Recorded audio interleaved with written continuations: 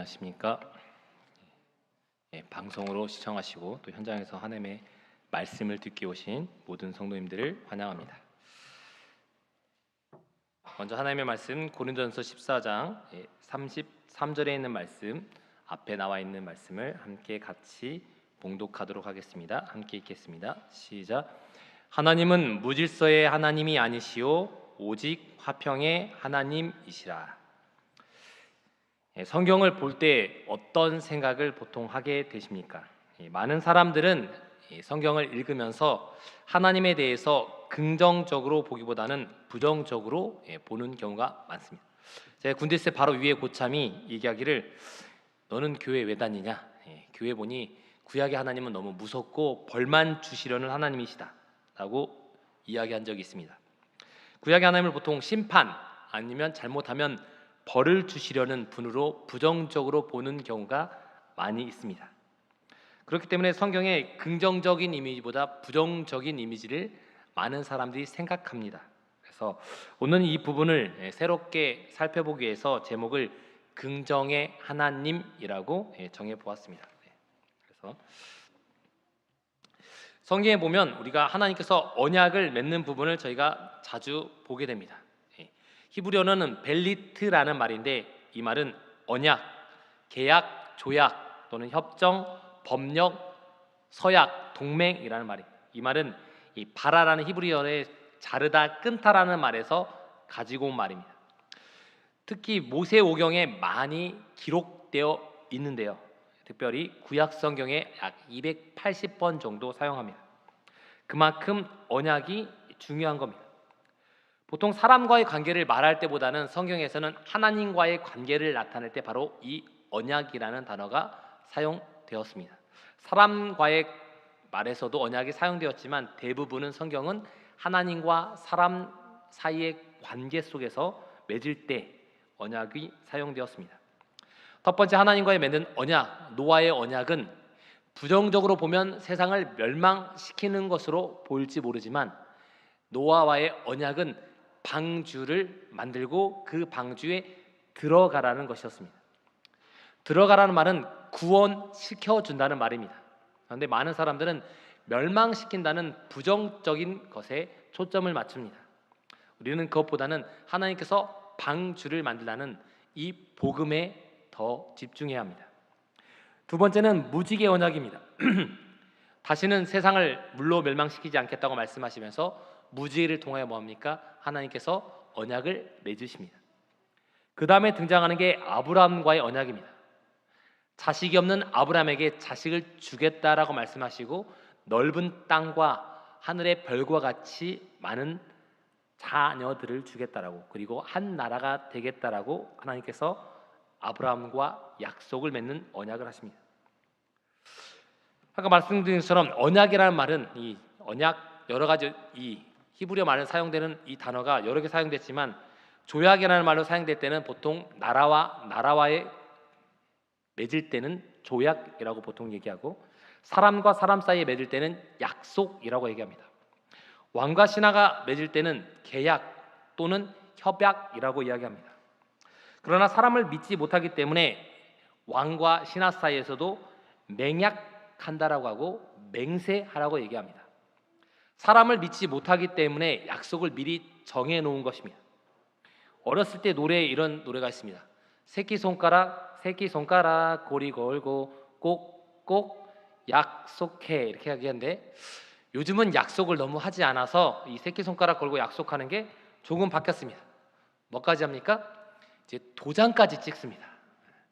새끼손가락 끝나면 모르는데 못 믿기 때문에 도장도 찍고 또 못 믿어서 뭡니까? 애들 보니까 새끼손가락 걸고 도장도 찍고 또 뭐까지 해요? 복사까지 합니다. 그리고 나 또 뭐 또 해요? 뒷면으로 한 번 더 하면서 코팅한다고 얘기합니다. 얼마나 사람을 믿지 못하면 약속을 한 번 하는 것도 아니고 도장도 찍고 뭐합니까? 다시 복사도 하고 코팅까지 할 정도로 사람과의 관계는 이제 믿지 못하는 존재로까지 지나왔다는 것입니다. 아이들과 얘기할 때도 약속으로 그치지 않는다고 얘기합니다. 사람과의 있는 약속은 신뢰가 없기 때문입니다.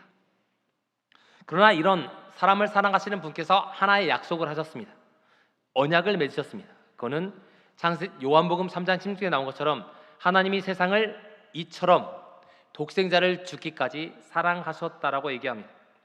사람은 믿지 못할 존재지만 하나님은 믿을 수 있는 존재이기 때문입니다. 그래서 하나님께서 그분의 사랑하시는 모습을 하나님께서 기록하라고 모세에게 이야기하셨습니다. 모세가 기록할 때는 파피루스나 두루마리 여러 가지 통을 통하여 기록했습니다.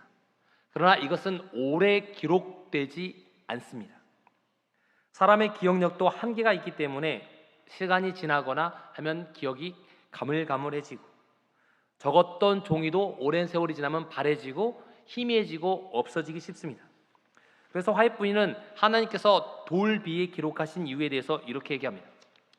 여호와께서는 그때에도 당신의 요구를 잘 잊어버리는 백성의 기억력에 당신의 교훈을 의탁하지 아니하시고 그것을 돌 위에 기록하셨다. 당시에 기록하는 파피루스나 여러 가지 종이 있는 곳에 기록하지 않으시고 당시 사람들이 가장 오래 보관할 수 있다고 생각하는 돌 위에 하나님께서 기록하신 것입니다. 그것은 하나님의 법은, 하나님의 약속은 깨지지 않는다라고 하나님께서 언약을 맺으신 겁니다. 그렇게 하나님은 사람처럼 부정적이거나 믿지 못할 존재가 아니라 확실한 분임을 사람들에게 한 번 더 그들의 머릿속에 새겨주신 겁니다. 그래서 사람들이 머리가 나쁘면 뭐라고 합니까? 머리가 나쁘면 머리에 새겨라 라는 말이 사람들에게 지금까지 이야기되고 있는 것입니다. 가장 오래 기억되는 게 돌이라는 걸 사람들이 잘 알기 때문입니다. 그래서 십계명은 10가지 언약 그리고 10가지 말이라는 말로 기록되었습니다.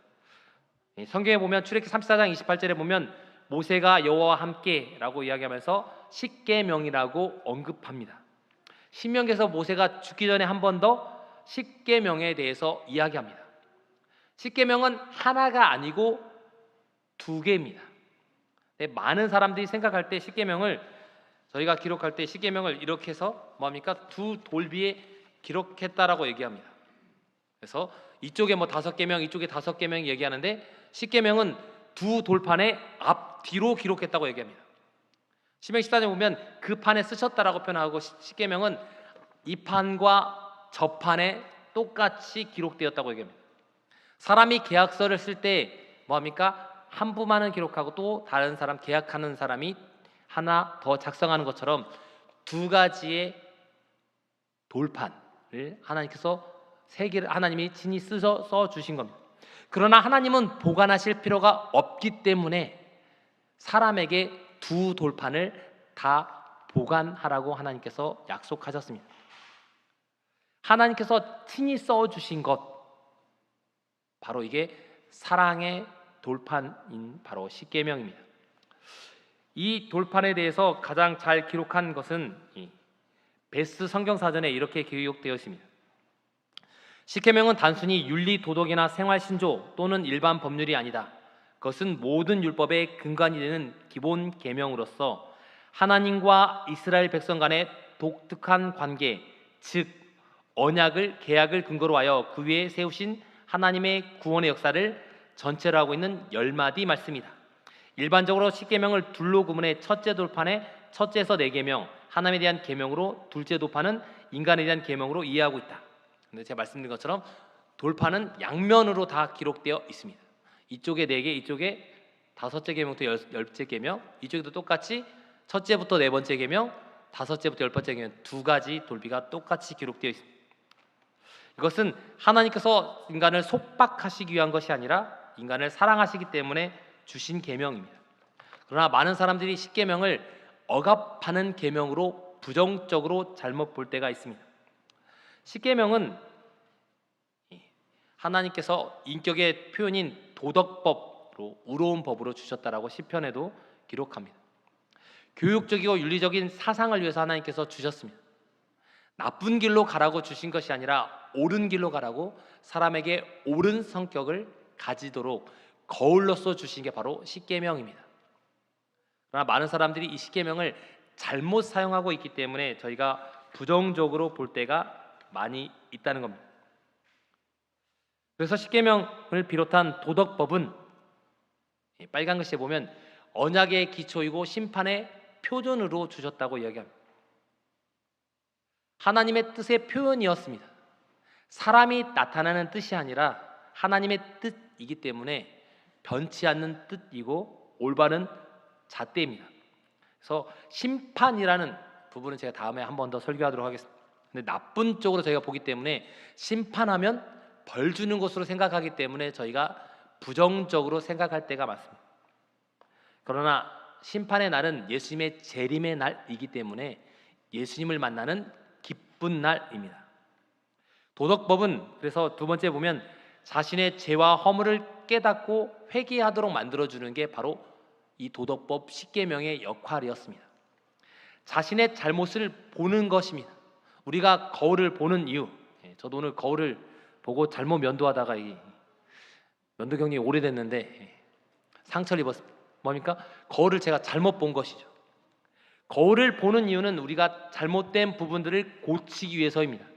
십계명을 보는 이유는 우리의 허물을 깨닫고 죄를 돌아서기 위한 것인데 저희가 십계명을 잘못 활용하기 때문에 부정적으로 볼 수 있습니다. 또 다음 도덕법은 우리에게 부도덕의 잘못된 부분에서 억압된 것에서 우리를 자유롭게 해줍니다. 십계명은 그래서 억압적인 법이 아니라 우리를 풀어주는 것입니다. 그런데 많은 사람들이 그렇게 보지 않기 때문에 십계명은 어렵고 우리를 억압하는 계명이라고 생각하기 쉽습니다. 그래서 도덕법은 또 다른 법은 개인과 조직 및 사회에게 발전할 수 있도록 역할을 합니다. 거울을 보는 이유는 더 자신을 멋지게 하기 위한 겁니다. 근데 많은 사람들이 거울을 보고서 제대로 옷가짐을 제대로 하지 않거나 자신을 고치지 않으면 그만큼 추해 보이는 게 없는 것입니다. 그러면 십계명을 하나님께서 왜 주셨냐? 복 주시기 위해서 주셨다고 얘기합니다. 잠언 14장 34절에는 공의는 나라를 영화롭게 하고 죄는 백성을 욕되게 한다라고 표현합니다.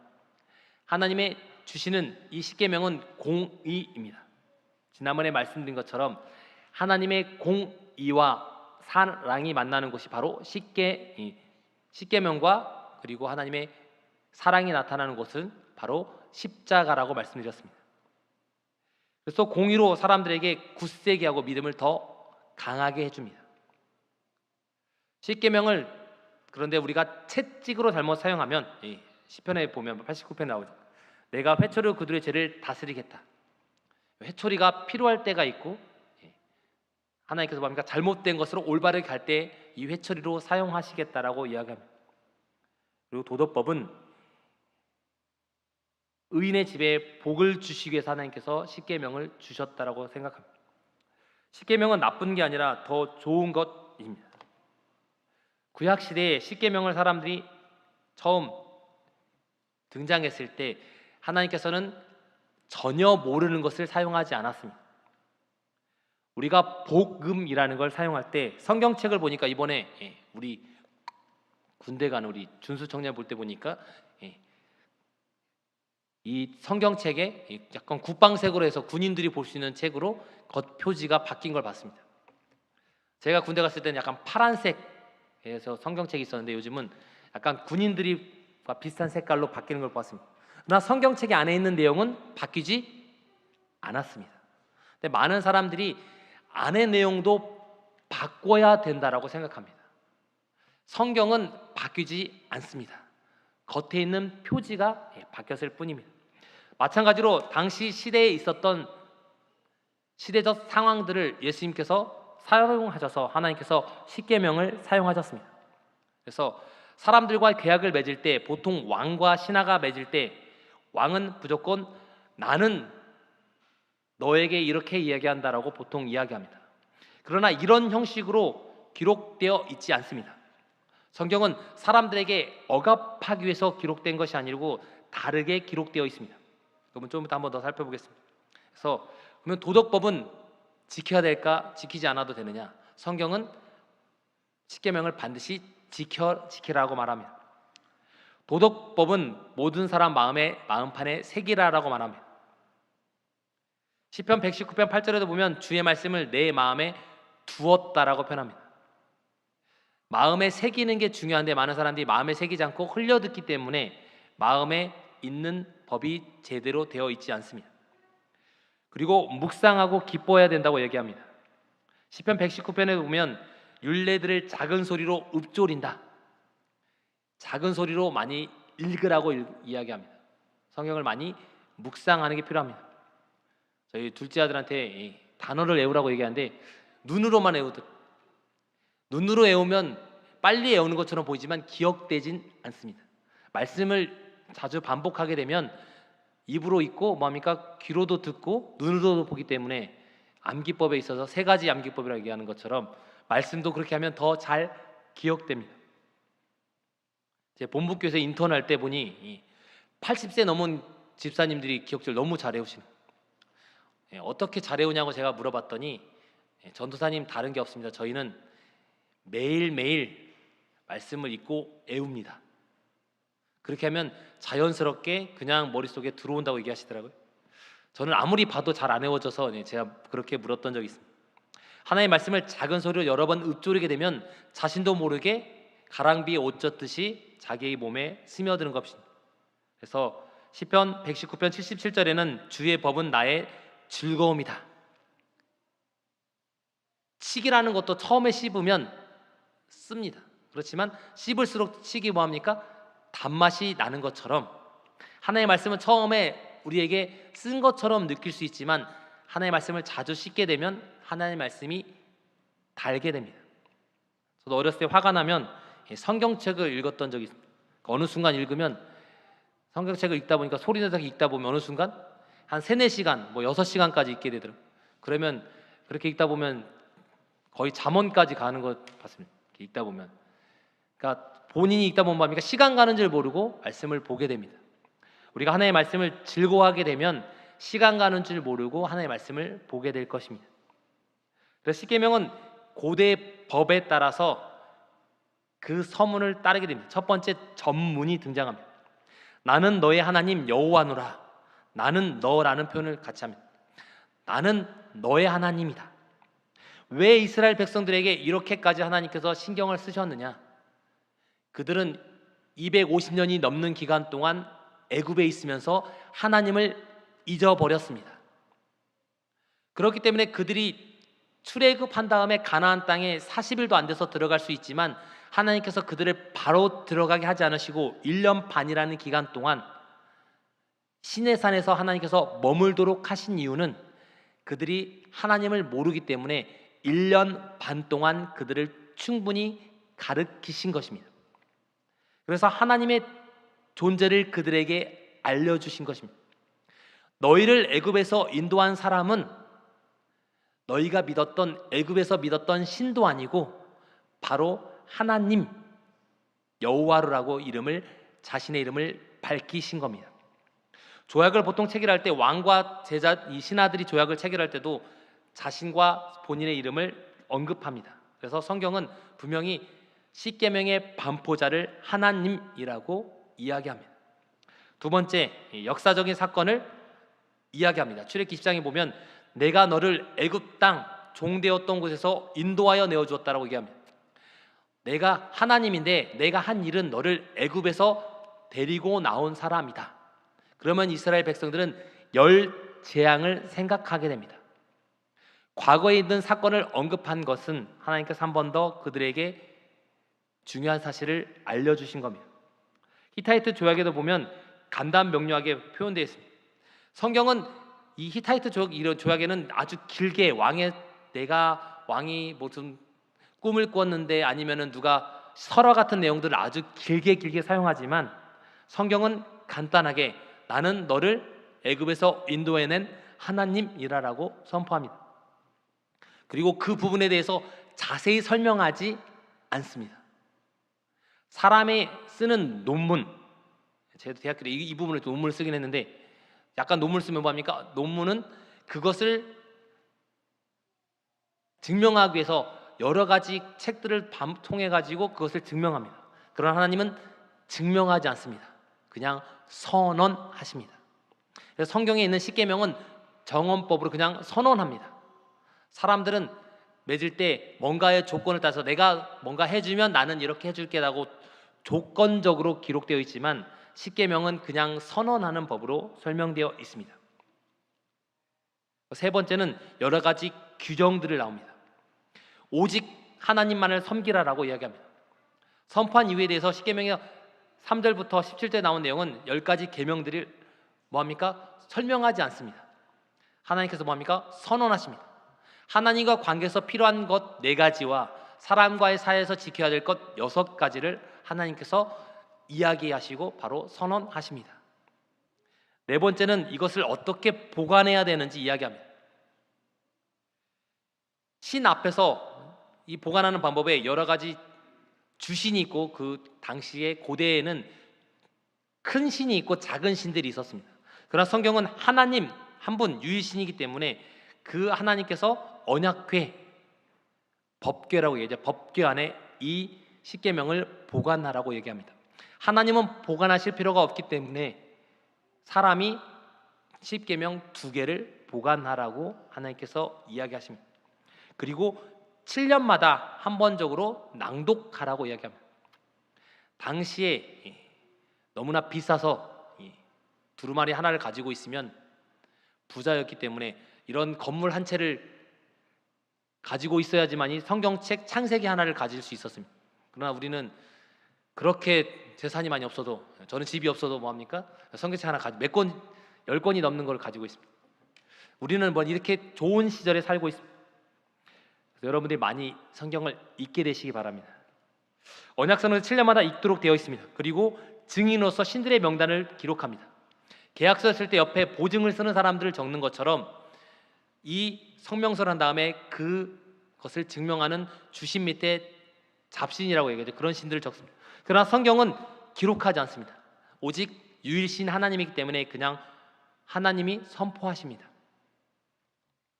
다음은 이 축복하고 그것을 믿고 지키지 않느냐에 따라서 하나님께서 복을 주느냐 마느냐를 하나님께서 얘기합니다.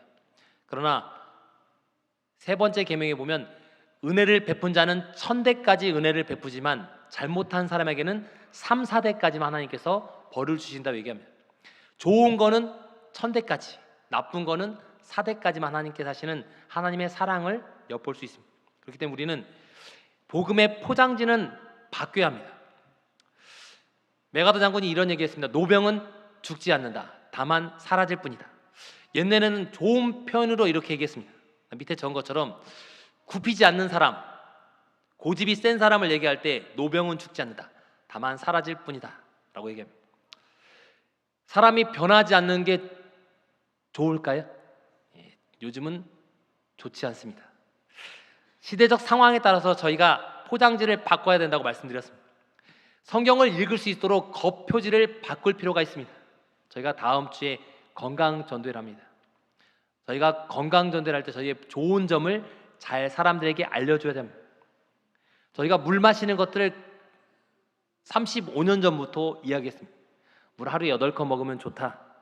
그런데 요즘에 신문에 많이 나오고 사람들이 뭐합니까? 하루에 물 8컵 먹어야 된다고 얘기합니다. 근데 재림교회가 이미 35년 전, 거의 40년 전부터 이야기했던 내용입니다. 그러나 우리는 이 좋은 걸 우리만 알고 있어 포장지 안에만 감춰둬서 사람들에게 잘 알리지 않았습니다. 이제는 우리의 포장지를 바꿔 사람들이 뜯어볼 수 있도록 많이 알려야 합니다. 잘 알려야지만이 우리 재림교회에 대해서 부정적이지 않고 긍정적으로 바뀔 수 있습니다. 십계명은 아까 말씀드린 것처럼 정언법으로 되어 있습니다. 근데 십계명은 따져보면 조건이 아니고 뭐합니까? 조건을 따지지 않습니다. 보통 고대 근동의 법은 해읍법 또는 조건법이라고 얘기합니다. 만일 내가 무엇을 해주면 너는 무엇을 하라라는 형태로 되어 있습니다. 영어로 말하면 if and then 이런 문장입니다. 내가 만약 뭐뭐 하면 뭐뭐 해줄 것이다. 우리가 기도할 때에도 잘못하면 이렇게 하나님한테 기도할 수 있습니다. 하나님 제 기도 안 들어주시면 저 교회 안 나갈 거예요. 하나님 저 안 해주시면 저 신앙 열심히 안 할 거예요. 이런 식으로 하나님께 이런 식으로 하면 안 된다는 겁니다. 조건법은 하나님께서 잘 들어주지 않습니다. 이것은 잘못된 신앙입니다. 하나님 가지고 뭐합니까? 신앙 가지고 하나님과 뭐합니까? 신랑이 하는 겁니다. 잘못하면 부모와 자녀 간에 이렇게 할 수 있습니다. 내 소원 안 들어주면 나 말 안 들을 거야. 이거 똑같습니다. 하나님께는 떼깡 부리는 게 아니고 하나님과 있어서는 뭐합니까? 관계 속에입니다. 조건을 따지는 게 아니라 성경은 조건을 따지지 않습니다. 하나님께서 너 내 말 안 들으면 내가 너희를 구원하러 오지 않을 거라고 말씀하지 않았습니다. 아담과 하와가 범죄하자마자 하나님께서는 바로 두 사람을 위해 내가 십자가에 달려 죽으러 오겠다라고 말씀하셨습니다. 하나님은 조건을 따지지 않은 것처럼 우리들의 신앙도 조건을 따지지 않아야 되고 기도할 때 조건을 걸어서는 안 됩니다. 십계명은 그래서 부정이 아니고 긍정입니다. 다니엘과 세 친구가 이렇게 기도합니다. 다니엘 세 친구가 만약에 하나님이 계시면 우리를 구원하시겠고 그렇게 하지 아니하실지라도 우리는 하나님을 결코 버리지 않으시겠다. 영어로 말하니까 but even if it does not 이라고 얘기합니다. 그리 아니하실지라도 라고 옛날에는 이렇게 되어 있습니다. 여기는 그렇게 하지 아니하실지라도. 저는 개역 성경이 그래도 더 좋습니다. 그리 아니하실지라도. 이 말이 더 제 마음에 더 와닿습니다. 어쨌든 간에 이 하나님께서 만약이라고 그들의 신앙을 만약을 가지고 그들이 신앙하지 않고 그렇게 하지 않을지라도 우리는 하나님을 버리지 않겠다라고 얘기합니다. 하나님과 조건으로 따지지 않고 하나님에 대한 신실함을 드러냈기 때문에 하나님께서는 이들을 죽도록 놓아주실 수 없었습니다. 놔두실 수 없었습니다. 그렇기 때문에 하나님께서 풀무불에도 그들을 구원하신 겁니다. 그러면 신앙을 잘 하는 사람이 왜 죽을까요? 하나님의 뜻이 있기 때문입니다. 제가 군대 갔다 와서 이것 때문에 힘들었었습니다. 1년 동안 제가 복학 안 하고 열심히 돈을 갚기 위해서 제가 정말 열심히 일했습니다. 1년 동안 1,000만 원을 벌어서 빚을 갚고 나니까 남는 게 하나도 없었어요. 근데 뭐합니까? 그래서 제가 하나님께 따졌습니다. 하나님 왜 저한테 이렇게 힘든 시험을 줍니까? 신앙 더 좋은 사람한테 시험 주면 좋은데 왜 나한테만 시험 줍니까? 그래서 제가 1년 동안 다시 뒤돌아보면서 제가 신학과를 안 가려고 복학 안 하고 물리치료학과로 전과하기 위해서 열심히 제가 공부해 복학 준비를 했습니다. 근데 제가 복학했더니 1학년 때 성적을 너무 안 들어서 2학점이 모자라서 전과가 안 됐습니다. 그래서 하나님의 뜻이 아니구나라고 생각하고 제가 물리치료학과 전과를 안 하고 다시 제가 신학과를 열심히 해서 지금 이렇게 목회에 나오게 되었습니다. 하나님의 뜻이 있는 것 같습니다. 하나님을 따지면은 하나님께서 따지는 게 조건이 아니라 하나님의 뜻이 있는 겁니다. 그런데 우리는 하나님과의 조건을 따지기 때문에 부정적인 영향이 우리의 삶의 긍정적인 부분을 제해버리고 부정적인 곳으로 가게 됩니다. 그래서 십계명을 살펴보시면 우리가 십계명을 살펴볼 때 뭐뭐하지 말지니라, 나 외에 다른 신을 내게 있게 말지니라, 우상을 섬기지 만들지 말지니라, 하나님에 대해 거짓 증거, 하나님 이름을 망령되이 일컫지 말지니라. 다 말지니라 해서 하나님 사람들이 부정적으로 생각하기 쉽습니다.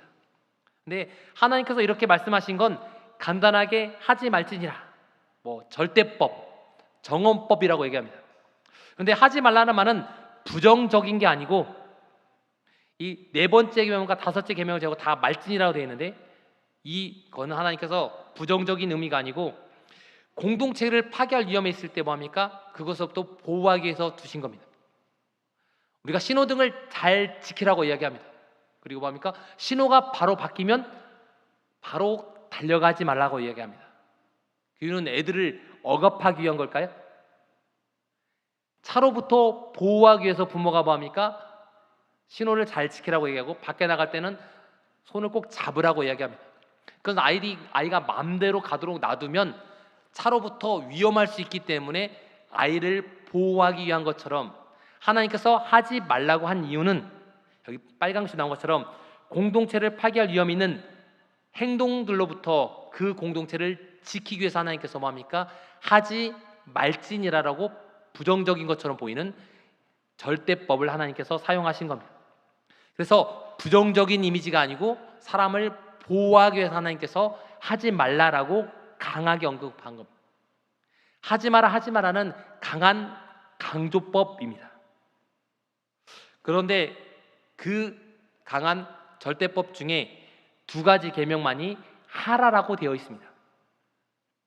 안식일을 기억하여 거룩히 지키라. 하지 말지니라고 아니고 지켜라. 엿새 동안 힘써 일하라.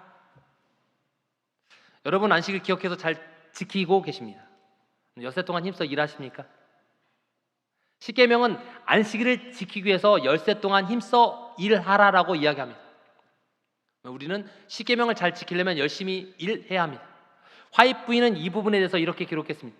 안식일을 잘 지키기 위해서 일주일 동안 잘 준비해야 한다. 그러나 안식일을 지킬 힘이 없을 정도로 일주일에 모든 힘을 다 쏟아붓진 말라라고 얘기합니다. 많은 사람들이 일주일에 열심히 일하는데 온 힘을 다해서 하기 때문에 안식일에 오면, 하나님의 전에 오면 다 푹 쓰러져 버립니다. 하나님 품이 너무 편해서, 부모님 편이 너무 편해서 다 하나님 품에서 편히 주무십니다. 우리가 하나님을 열심히 믿게 하기 위해서는 안식일을 지킬 힘을 일주일 동안 잘 분배해 두라고 얘기합니다. 그래서 이 부정이 아닌 긍정인 문장은 안식일을 기억하고 거룩히 지켜라 대신 엿새 동안 힘써 일하라는 말을 함께 가지고 있습니다. 그렇기 때문에 우리는 이 말씀을 잘 생각하고 기억해야 합니다. 모든 일 힘써 일하라는 말씀을 잘 지켜야 됩니다. 농경사회에서 주어진 말씀입니다. 그렇지만 오늘날은 각자 있는 자기 삶에서 최선을 다하라는 겁니다. 안식일을 지키기 위해서 열심히 일했을 겁니다. 각 부분에 여러분들이 열심히 일했을 겁니다. 청년들도 각 부분에서 열심히 일하고 있습니다. 저도 복학하기 전에 1년 동안 일하면서 정말 열심히 일했습니다. 그 덕에 저희 어머니가 지금까지 그 병원에서 공짜로 다니십니다. 왜냐하면 제가 너무 열심히 해서 고맙다고 지금까지 병원비를 안 받으신다고 합니다. 저희가 열심히 할수록 하나님께서 갚아주게 되어 있습니다. 비록 적게 받는 것처럼 보이고 손해보는 것처럼 보이지만 재림교인들은 하나님께서 그것을 다 갚아주신다는 겁니다. 그리고 십계명에 보면 안식일에 하지 말라는 계명이 있습니다. 하라라고 이야기하지만 하나는 하지 말라라고 얘기합니다. 그것은 안식일에 아무것도 하지 말라라면 일하지 말라라고 얘기합니다. 그것은 안식일의 주인이 바로 하나님이심을 나타내는 겁니다. 하나님이 주인이시기 때문에 그 안식일을 기억해서 잘 지키고 자신뿐만 아니라 자신 밑에 있는 부하 직원도 안식일을 지키도록 하라고 합니다. 그래서 내 집안에 유하는 객, 종, 노비 여러 사람을 포함해서 모두 다 안식일을 지키도록 하나님께서 하셨습니다. 나만 지키는 게 아니라 우리 가족, 주변에 오신 손님들 모든 사람을 안식일을 다 지킬 수 있도록 해야 됩니다. 그래서 이스라엘 백성들은 안식일 중심으로 삶이 달라졌습니다. 근데 재림교인들은 안식일은 세상법이 아닌 하나님의 법을 따르는데 그 외 법은 다 우리가 세상 법을 따르고 있습니다. 안식일에 해가 지면 몇째 날인가요? 첫째 날입니다. 새해는 언제가 시작일까요? 새해는 해가 지면 새해가 시작입니다. 재림교로 따지면 안식일이 지남과 동시에 새해가 밝습니다. 새해가 시작된 겁니다. 근데 재림교회는 이상하게 우리도 안식일법을 지키는 것 같으면서 세상의 법처럼 저희가 살아가고 있습니다. 우리는 세상의 법을 추월해서 안식일 중심으로 살았으면 좋겠습니다. 이스라엘 백성들은 안식일을 중심으로 해서 안식 후 첫째 날, 둘째 날, 셋째 날, 그리고 다섯째 날 하고 다시 여섯째 날이라고 하지 않고 안식일을 예비하는 예비일로 보내고 다시 안식일, 그리고 다시 첫째 날, 둘째 날 이렇게 셌습니다. 우리의 삶의 모든 중심이 안식일을 중심으로 살아야 됩니다. 이 말은 창조주 하나님을 중심으로 살아야 한다는 말입니다.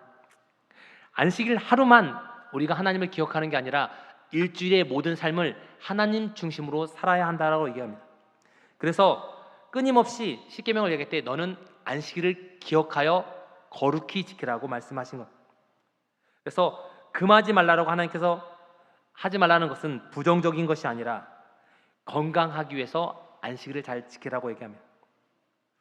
단순히 노동을 그치는 것이 아니라 아까 말씀드린 것처럼 하나님과의 교제를 위해서 안식일을 쉼을 주셨다라고 얘기합니다. 그리고 또 하나는 긍정적인 계명, 사람과의 관계에서 첫 번째 되는 계명을 이야기할 때 내 부모를 공경하라. 그리하면 너희 하나님 나 여호와가 내게 준 땅에서 내 생명이 길리라. 여기에는 부정적인 말이 하나도 없습니다.